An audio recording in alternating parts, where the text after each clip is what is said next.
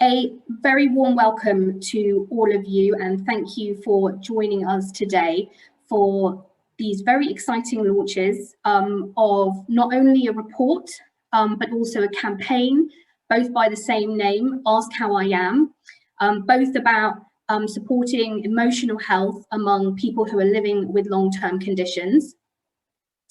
I am Rebecca Steinfeld. I am the Head of Policy at National Voices. For those of you who haven't yet come across us, we are a coalition of 180 health and social care charities working together to democratise and to humanise health and social care. I'm delighted to be joined today by Andy Bell, who is the Deputy Chief Executive at Centre for Mental Health, who we have worked very closely with on both the report and the campaign. And Andy is going to explain to you what the findings are from our report in a moment. I invite you to join the conversation on social media today using the hashtag AskHowIAm, which you can see on this slide. And just to say, we've got a lot of people registered to join today, somewhere between 200 and 300. And we're going to be a bit experimental in the approach we take. We're going to do a sort of mass breakout sessions to talk about what we can all do to act on the results of this report and the campaign. Next slide, please, Anna. Thank you. So just before we get into everything, I just wanted to briefly outline the tech. I'm sure many of us are old hands at this point, but it's always good to have a quick refresh. If you could please make sure that you're on mute by clicking bottom left-hand corner until the breakout rooms. You're of course welcome to join in on the chat, which is the middle icon, the bottom of your screen. You can change your layout by clicking on view in the top right-hand corner. If any of you would like to have closed captions enabled, then you can click CC live transcript in the bottom right. You can also disable the subtitles there as well. If anyone has come with an interpreter today, then please send a direct message to Ella Wright and National Voices, and we can pin or spotlight your interpreter. Next slide, please, Ella. So the agenda for today, we've got quite a packed agenda. First of all, I'm going to talk briefly about the background to this work and what inspired us to investigate the relationship between physical and mental ill health. Andy Bell will then share the findings and recommendations with you before introducing a video that we've made with some of the people that we spoke to. I will then outline the campaign, why we're launching a campaign, as well as the report and what the campaign actually is.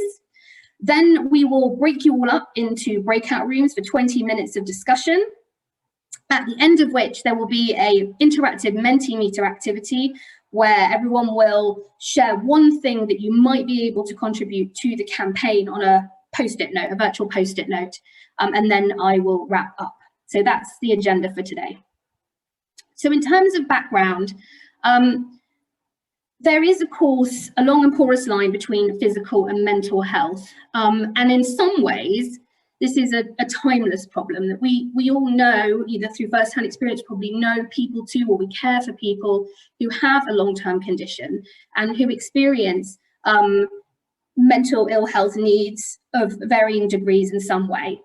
But I think there's an additional urgency to looking into this issue and acting in response to our findings right now. Because as we know, many people with long-term conditions were categorised as extremely clinically vulnerable, were advised to shield, had treatment suspended or cancelled, their condition may have deteriorated, they may be in chronic pain, experiencing immobility, and a range of things. So I think there really is added urgency, given the impact of COVID, to be looking now again at this issue. When we decided to look into it, we wanted to do it with and through our members, and I've put some of the logos of the members who've been involved in this project on this slide, by way of saying a huge thank you to them, not only for financially contributing to the project, but also more importantly for their input and insight throughout in developing the research design, in co-producing the recommendations during the roundtable that we held, I think it's really a great example of collaboration amongst voluntary sector charities who are supporting people with particular long-term conditions, but really identifying the cross-cutting issues for them. So a big thank you to them, as well as, of course, to the Centre for Mental Health, to Joe Wilton in particular, who sensitively researched this project, and also to Andy Bell, who faithfully wrote it up. Can we have the next slide, please? So without further ado, I'm going to hand over to Andy, who's going to take us through what we found in our research. Thank you, Andy.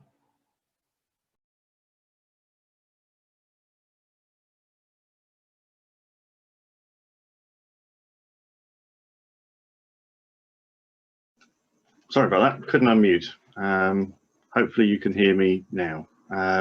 So thank you, Rebecca, and huge thanks to the National Voices team who've worked with us throughout this project to make this a possibility, and to all the organisations who got behind it and believed in this project from the start. I work at Centre for Mental Health. If you know about us, well done. If you don't, we're an independent organisation that works to end inequalities in mental health, and we do that through research, policy analysis, and generally making trouble in the world. So next slide, please. You're going to hear a lot of that from me. I'm going to gallop through these in 8 minutes. So what did we want to do? Well, as you've heard, we wanted to understand firsthand the experiences of people living with long-term conditions and their families and the health professionals who work with them. I'm sure there are many people who helped us with that research on the call today, and thank you personally to you for giving your experience and your knowledge to it. We couldn't have done this without those people who shared. We spoke to more than 300 people in the end, and my colleague Joe recorded 40 hours of conversation to put this together, and we were very fortunate to have a steering group of people with both professional and personal expertise who helped us through this. So what I'm going to share with you is the highlights from that. Impossible to do justice to it. Please, please, please read the report. I'm just going to skirt over the things very, very superficially. So, crucially, how does a long-term condition affect your mental health? We know you have twice the rate of poor mental health if you're living with a long-term condition, and if you have multiple long-term conditions, that increases further. So people told us why, and we really looked at that in terms of three things. It was actually coming to terms with the illness, and not just when you first get it, when you have changes in it as well, and as you go through life. Actually living with it day to day and without end. It's the difference between a long-term condition and something you have for a short while in your life. It's coming to terms with the fact this is every day and living with that every day. There's a real burden people described in terms of having repeated trips to various places to be treated and looked at and sometimes talked at by professionals. An impact on people's relationships, both with family and friends, and indeed the whole range of people's relationships of living with a long-term illness. And then crucially, the magnifying effect of the pandemic and the really strong emotional impact of being made to shield or advised to shield for such a long time. Next slide, please. We also found some real differences in experience. One thing that was really important is that there were real commonalities between different types of long-term condition. So while the condition you've got obviously has a huge effect on how this affects your mental health, there are also more things that are common across people living with a whole range of conditions. And of course, many people have more than one. But there were very specific things related to people's age. And again, there's no good age to have a long-term condition or bad, but the effects on your mental health may be different if you're younger to if you're in later life. There was definitely evidence of experiences of racism and racial discrimination from some of the people we spoke to. There was the complicating effect of living in financial difficulty or indeed poverty. And for many people with progressive or fluctuating conditions, the impact of that will again be particularly marked because that effect on your mental health keeps coming back and back and back. Next slide, please. So what do people find helpful? And this is first of all in terms of the support you get for your long-term conditions. So forgetting about mental health support for the moment, I'll come back to that. The things that people found helpful in their interactions with the health service for their long-term conditions. First and foremost, it was continuity of care. Actually having someone who you see consistently, who you grow to trust, who works with you compassionately and who builds a relationship with you. It's so important. None of these things are easy to do, by the way, in the current context of the NHS, but these are the things people told us they found helpful. Second was being given information about your condition and being a partner in your care, and of course that's the case for family carers as well as for people living with the long-term condition too. Many people spoke about wanting support and advice between appointments. Seeing your consultant or your specialist nurse may only happen once a year, but people need support and advice between those times very often. And then small gestures of care, just asking a question, checking out how people are doing, showing a little bit of compassion seems to go a long, long way for the people we spoke to. Next slide, please. In terms of mental health support, again, about half of the people we spoke to had received some kind of support for their mental health, and that is encouraging in a way. Obviously, that means there's another half who didn't. But in terms of what people found helpful, I think crucially what they were looking for is for emotional support to be a standard part of the service they get. It shouldn't be something that's separate, it shouldn't be something you have to go somewhere else for, and it certainly shouldn't be something you have to work very hard to get. People wanted a range of psychological interventions. Many people were offered one kind of psychological therapy, but if it didn't work for them, there wasn't anything else. And some people who'd, I think, researched this a bit, because many people rightly do, wanted to have a bit more of a choice, and they felt it was, and people who'd had support from someone who understood their long-term condition found that more helpful than those who didn't. Many also spoke about the value of peer support and indeed opportunities to provide support to peers. And what many people were asking for as well is that psychological, that emotional support was provided to their carers and family members as well, not just for them. They're very, very concerned about the well-being of their family members very often. Next slide, please. So what gets in the way? Why doesn't this happen? It's all perfectly obvious, totally common sense. Why not? And the things we heard that got in the way, there are many of them, but I think fundamentally it was very often a lack of opportunity to talk about your mental health. Many people's appointments were short, they were often, as I've said, infrequent, and there was very often little chance to just say, actually, I'm not feeling great, or to be asked a question. Some people spoke about strange relationships with the people they were seeing. Some talked about not really knowing that there was anything available to help them, even if there'd been something there, they didn't know about it. There was often a sense, which I think has been particularly acute over the last year, that the NHS is overburdened, so you mustn't ask for extra help, as if this is somehow additional and not part of what you should expect.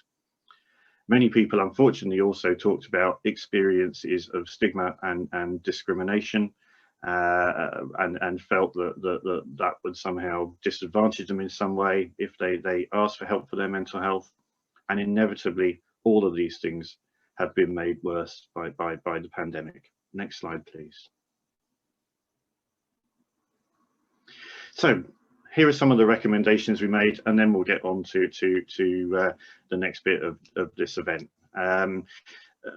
Fundamentally, what we're looking for is an opportunity for whenever you go for help for a long-term condition, whoever you're seeing, that there's an opportunity to be asked about your mental health and get support for it if you want and need it at that time. That's where we came up with AskHowIAm as the title for the report and the campaign. It came from what one of the people, in fact, a couple of the people who spoke to us said. They just wanted to be asked how they were. So how do we do that?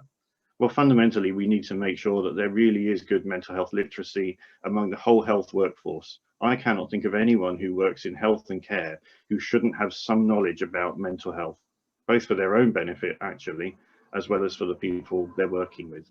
And we need to make sure that literacy is there. It's not just good enough to be aware about mental health or to think of it as something someone else does. We're suggesting that maybe anyone with a long-term condition has an annual holistic health check that includes mental as well as social and physical health all at the same time or alongside. We know that means we're going to need longer appointment times, particularly if you're having conversations routinely. We know that's difficult, but we're recommending that NHS England have a look at how that could be achieved as part of the long-term plan.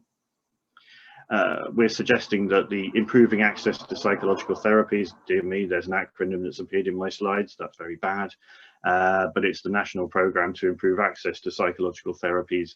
It's been targeting people with long-term conditions. We need to see how well that's doing and whether that's offering the right range of therapies that people need, and whether it's proactively available to everyone with a long-term condition. And crucially, as we go through another reorganisation of the NHS, hooray, everyone can't wait for that, I know, that the new integrated care systems that are going to be managing health services in different regions of the country, that they are held accountable for improving mental health support for people living with long-term conditions in their areas. We need to start the right way. Next slide, please.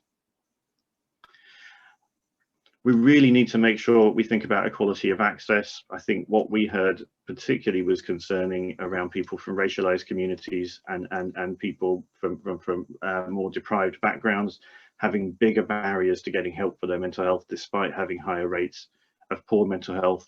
So we need to make sure that this is done with an equality lens. It's not something that you can just tack equality onto at the end. This needs to be fundamental. We need to ensure, as one of the buzz phrases at the moment in the NHS is population health management. It's a bit of a jargon, but it basically means health services coming together with their local government colleagues to be responsible for good health in their population. Again, this needs to be part of that. We think there's a really good argument for putting mental health workers in long-term conditions services, actually embedding them within the team as part of the team alongside physios and all the other people who are part of a modern multidisciplinary team for people's physical health. And then finally, primary care networks. There's 1,000 of them around the country. From this year, they've got the opportunity to employ mental health workers. What a great opportunity this is to make sure that there's support close to home in GP surgeries for your mental health while you're getting help for your long-term condition too. That's it from me. You'll be relieved to know the report is online. Please do read it. Please get involved in the campaign. And now, much more interesting than hearing me talk, we're going to share a video with you from people for whom this is part of their lives and their lived experience.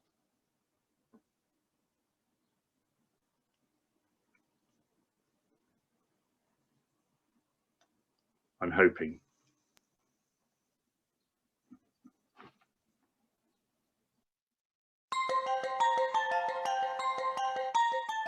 Mental health needs to be talked about. You do feel so isolated. I think it's really important that people's mental well-being is thought about on the same level as the physical well-being. It can be difficult to ask for help. My family, like me, struggle to engage with mental health services in general. You know, the thought of my physical health getting worse, the impact that would have on my mental health, that just doesn't bear thinking about. You know, sometimes people just want to talk about it. National Voices and Centre for Mental Health have been talking to people about long-term physical conditions and their mental health. We know that people living with long-term conditions are twice as likely to experience mental ill health as everybody else.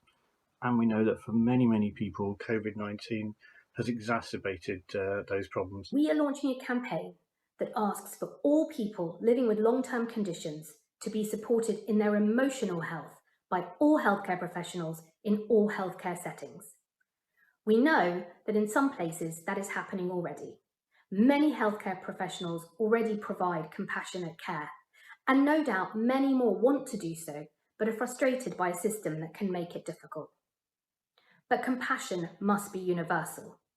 That is why we're launching this campaign.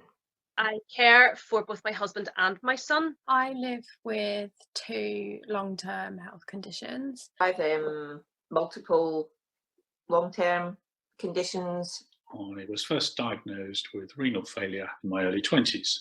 When I was a trainee solicitor, my desk was in a room which was moldy and damp. As a result of that, my asthma became worse. I had to make a difficult choice of leaving that place of traineeship. I started my caring responsibilities in January 2012 when my son was diagnosed with type 1 diabetes. Then in July 2017, my husband was diagnosed with brain cancer.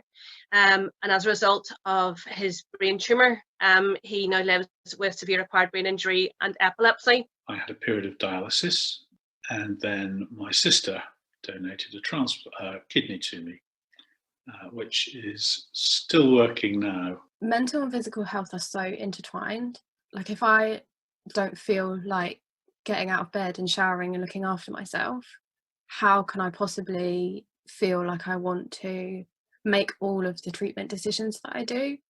In some communities, mental health problems are rarely spoken about and can be seen in a negative light. This discourages people within the community from talking about their mental health and could be a critical barrier to engagement with health services. My family, like me, struggle to engage with mental health services in general. We receive limited to no support only at crisis point. My own mental health stigma prevented me from seeking early treatment and care. Once I was diagnosed and was in care, I was very fearful the doctors would take my physical health seriously or not. I was wondering whether they may think I was making them all up. Part of my mental health story is I went to seek counselling for at a time when I was really upset. I got told that I needed to get my physical disease under control. While I just had problems with my mental health, the health service could deal with that. When I had problems with my physical health, the health service can deal with that. What they can't deal with is when your physical health affects your emotional health. I should not be just treated for the illness without taking into account everything about my personal experience, like the environment I live in, my financial and social factors, any extra support that I may need. This will all help with my recovery. If you break your leg, you go to hospital and you get it fixed. No one kind of goes, oh, you've broken your leg, that's really embarrassing. You know, people, you talk about your broken leg. And I've always been very open about mental health, and mental health needs to be talked about. We all have impact on other people, don't we? Yeah, everybody experiences us in a slightly different way. I don't suppose health professionals are any different, really. They've just got to be alive to those signals and skills. I think that there are some people who hear the question, how are you feeling, and don't know kind of what they can and can't talk about. What am I really saying? If I say I'm feeling fine, does that mean push off, I'm not going to talk about it? Or does it mean I'm feeling fine? Or does it mean I'd like to feel fine, but I'm not? The campaign is called AskHowIAm. It aims to ensure all healthcare staff really find out how people are on an emotional level, and that the system provides the time and tools for them to have those crucial, compassionate conversations. If people need further help, that too must also be provided. We would love for you to get involved in the campaign. Please pledge your support publicly, promote the campaign on social media, and raise awareness of these issues in any way you feel able. Thank you.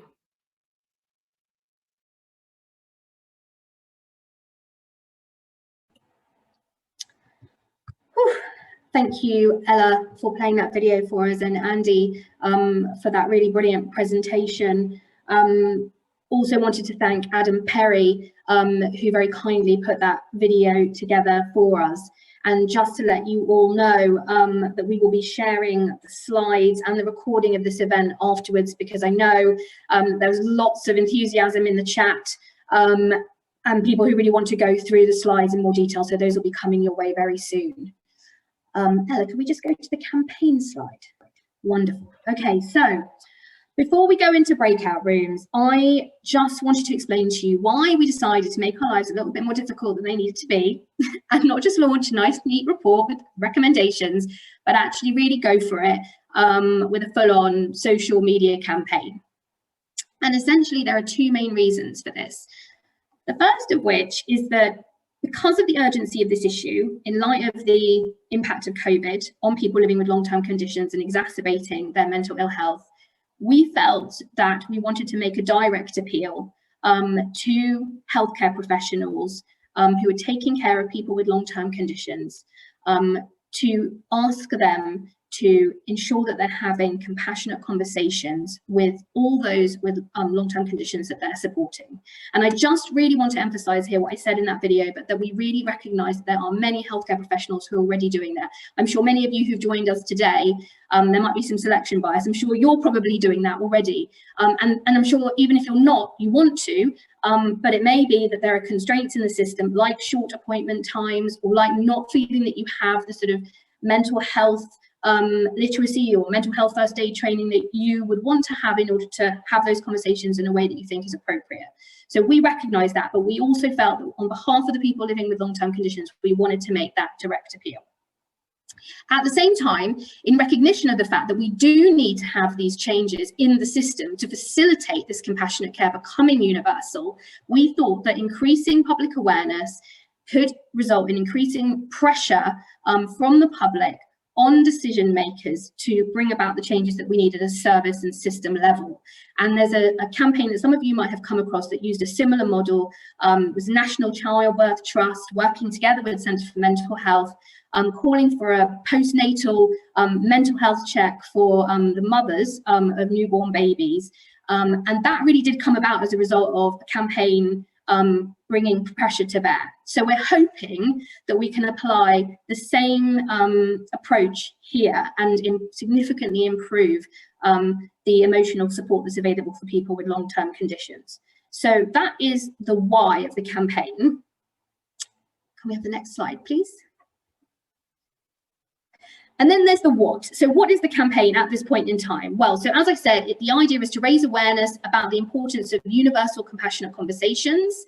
The sort of target audiences, the people that we're trying to reach, are healthcare professionals, caring for people with long-term conditions, system leaders, and people living with long-term conditions.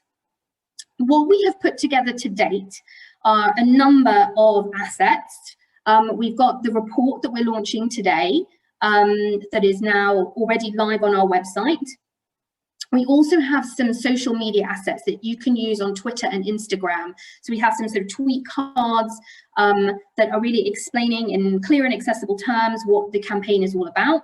We have the video that you just saw that you are welcome to share. There is a press release that has gone out, and again, you're welcome to take a look at that. And we've also actually pulled quite a few of the main things from the report into sort of standalone PDFs, which are also available on our National Voices website. So we have, for example, an infographic that's embedded in the report that we've pulled out, which sort of shows what we think the gold standard is for care, both sort of holistic wraparound care, emotional support for people through all their long-term conditions interactions, as well as more sort of specialised mental health support. We've also got top tips for practitioners of what we think it looks like in practice to be offering this emotional support, and also top tips for people who are living with long-term conditions, just reiterating the importance of awareness and acknowledgement if you are experiencing emotional or mental ill health, of asking for support and of particular resources that you could access. So really inviting you to look at all these different resources and think about how you could share them amongst your professional or even personal networks, talk about them in your teams, things like that. We're also planning, together with members from our project working group, to write to decision makers at a very high level. We're going to be writing to the Secretary of State for Health and Social Care, Matt Hancock, hopefully next week, also to the Minister for Mental Health, Nadine Dorries, and we're also hoping to organise a roundtable with medical royal colleges in the near future. So that is the campaign to date, but really what we want, given that we are a tiny little team at National Voices, not dissimilar at Centre for Mental Health, we really need distributed leadership here. We need 1,000 flowers to bloom. So we really want you just to sort of take all of these resources that we've developed and run with them in a way that is appropriate to the work that you're doing. So please do that, and we can explore in the breakouts in a moment how you might be able to do that. Can we have the next slide, please? Okay, so like I said, we're running a bit of an experiment today. We think at National Voices, after a year of sort of running online events and launches, that the best events are the most interactive events, rather than us all sort of sitting back passively, just sort of listening to sages on a stage. We think it's great to sort of have that more active learning. We've never done it at this sort of scale before. We've got about 150 of you here. We're going to attempt to break you out into different rooms that will be facilitated by either a member of staff from National Voices or the Centre for Mental Health. You don't have to join the breakout rooms. If you want to have a break, step outside into the sunshine, take care of your own emotional support needs, please feel free. You don't need to join the breakout room, but we would love it if you could. That we'll be going into those for about 20 minutes. And the facilitator will introduce themselves to you. And if you have any problems, you can send a message to Rosie Moffat via the chat.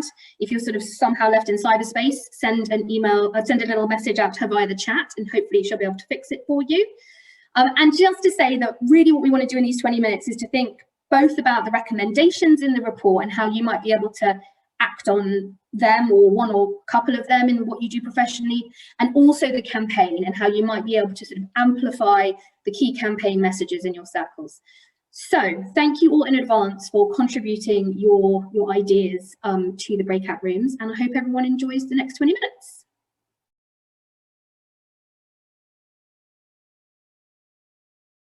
That was a fascinating 20 minutes in our breakout session. I think that worked really well. We had 10 people, and I think almost everyone had a chance to share their thoughts.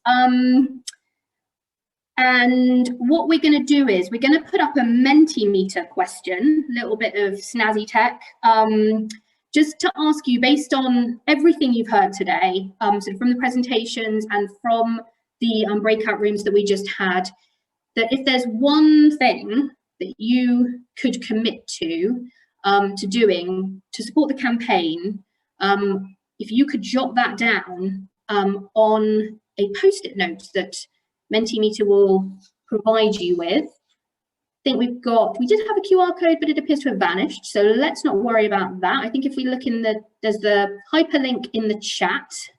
So whilst I just summarize what we heard in our breakout room, if you could all start writing your thoughts down, that would be wonderful. And if the facilitators could please put 3 points from their rooms in the chat as well, so that we can all have a sense of what we all talked about, because I'm sure conversations went in different directions. That would be really great. So just to share with you what we talked about in our breakout room, I'd say we split the conversation slightly differently, actually. We talked about barriers. We had lots of healthcare professionals in the group, and I think the main barriers that people identified to being able to actually do this work and have these compassionate conversations were around time, actually even having units of time per procedure that are so restrictive that you can't have these conversations properly. Also a feeling of sort of being somewhat afraid of starting these conversations and not having the answers, or not knowing how you could transfer someone onto the appropriate level of care, or knowing how to do it, but there simply not being the services there to do it. So lots of just sort of acknowledging how challenging this really can be for people who are providing care on the ground. But also some ideas for things that we could do to take this forward, and some sort of encouraging reflections on how the mental health map has changed. People are now having much more open conversations about their emotional support needs. And also the importance of empowering patients to know that they have rights to emotional support, and that it's okay not to be okay when you're living with a chronic condition. At the same time as acknowledging that there can be cultural and language barriers to sort of identifying that one has a sort of treatable condition potentially, or is in a state that could benefit from some support. So just sort of being mindful of inclusion in this space. So that's sort of our summary. Hope my facilitators are posting theirs in the chat too. And oh my goodness, I can see already lots and lots of comments, commitments being made on the Mentimeter post-its. This is amazing. So just to pick out a few, personally, I can share this on my social as someone living with a long-term chronic conditions, share the messages with our community contacts throughout the country, ensure the report video and campaign information is circulated to mental health commissioners in my clinical commissioning group and integrated care system, embedding this in local campaigns around disability activism. I will integrate AskHowIAm information in our clinical conversations training for all our clinical staff across the trust. This is absolutely wonderful. We will go through all of these after this launch event, and we will, I don't want to overpromise, but what I think we want to do is to sort of try and group them into sort of sets of ideas that might be relevant for people working in sort of particular clinical areas possibly, or by theme in some way, so that we can then sort of share them back to you as sort of further ideas and inspiration. So we will do that. And just thank you so much, you know, for sharing all of your honest reflections on what the barriers are that you're facing, and on the enthusiasm and commitment to taking this forward. So just to wrap up, I just wanted to say, please read the report when you have a moment. It has been very carefully constructed by Centre for Mental Health and us at National Voices. Has some lovely illustrations in it, a wonderful infographic, top tips, as I mentioned. So there's lots of really insightful information and useful practical information too. Do please share with your networks and on social media, and use that hashtag AskHowIAm. Get in touch with us if you have any ideas for the campaign that we haven't mentioned already. You can reach out to my lovely colleague Charles Halgager. We've put his email address there. He's our communications manager. He is standing ready for any correspondence you might want to send his way. And I just finally like to thank the whole National Voices team, especially Ella Wright, our Senior Policy Officer, who's really helped to get this work over the line, and our comms team, Charles Halgager and Rosie Moffat, who have been incredible in preparing all the comms for this. Also a big thank you to Kate Fitch, who's a freelance project manager for her work on this. And again to Andy Bell, Joe Wilton, and to Althea Joshi at the Centre for Mental Health for all the work they've done on this. And above all, a huge thank you to all the people who took part in our surveys, in our interviews, stakeholder events, who gave us their time and their experiences and their reflections. And without them, obviously, we could not have done this work. So a huge thank you to all of them, and to all of you for joining us today. It's been wonderful to have you with us. I hope you've enjoyed it too. We've got a quick poll here. Could you just let us know what you think of this event? You know, how was it? Did you like the breakout rooms? Did you like the use of Mentimeter? Just 3 quick questions will help us in planning our future events. So thank you so much, everyone. Have a lovely rest of your day.